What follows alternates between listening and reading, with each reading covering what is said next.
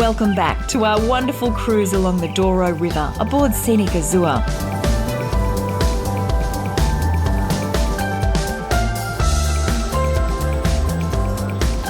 After crossing the border to explore Spain's golden city of Salamanca, we're back in Portugal, uncovering more of its hidden treasures. In 1991, while building a dam in this valley, workers discovered rock art. Now, hats off to the Portuguese government. They halted construction and instead created this incredible archaeological park. And it's because of this that we now have an idea of what life was like in 22,000 BC. The Coa Valley Archaeological Park, as it's now known, is home to more than 80 rock art sites and a monumental museum. Aldina, you have this incredible museum here, but the real museum is out in the valley. Yes, it's behind me. The real museum where the rock art of our ancestors were found. The landscape is as rich in history as it is in beauty, with relics uncovered dating back many thousands of years. The archaeologists, when they excavate, they found utensils that when we looked at that, utensils are stones. They are stones touched by our ancestors. They are stones that, with that stones, they could hunt, they could draw the engravings. So it's their day life. Côa Museum allows visitors to travel back in time. What animals can you see there? You've obviously gone over them in colours, so it's more obvious. We can see the aurochs, the wild bull. We can see horses, goats, the Pyrenees goat, and deers. So these four species are the most animals represented here in Coa.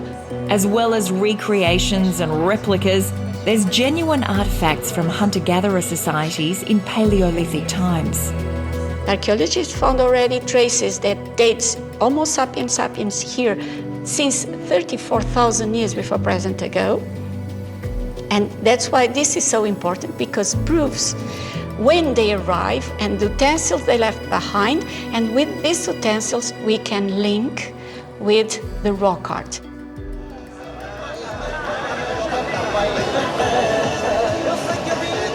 Back on board Scenic Azure, there's time to soak up the European summer with a barbecue on the sun deck before our afternoon adventure.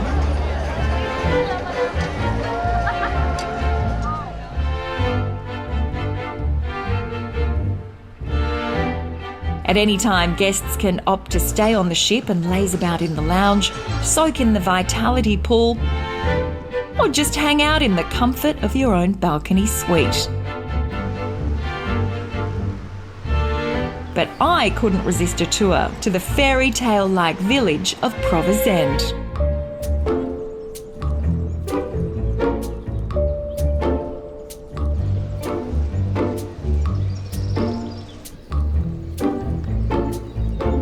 Provesende is the oldest, and it was the most important village in Douro Valley, just because it's on the top of the hill, and a lot of families came here to build their houses to maintain the power of port wine, not industry, but port wine production.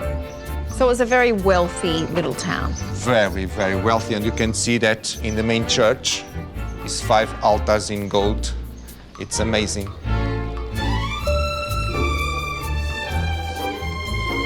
I see what you mean now, that the wealth, it's so opulent. Yes. It's amazing.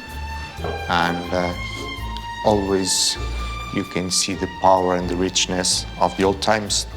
The owners of the manor houses, they give the best of the best, a lot of money, because they were always very religious and they want to show the best quality of carpenters. And also the paintings for the ceiling are amazing. And it's still a working church. And it's still a working church, yes.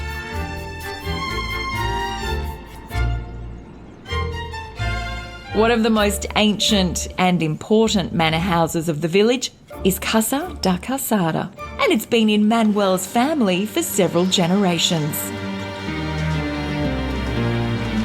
It's so wonderful that you open your doors up and welcome everyone.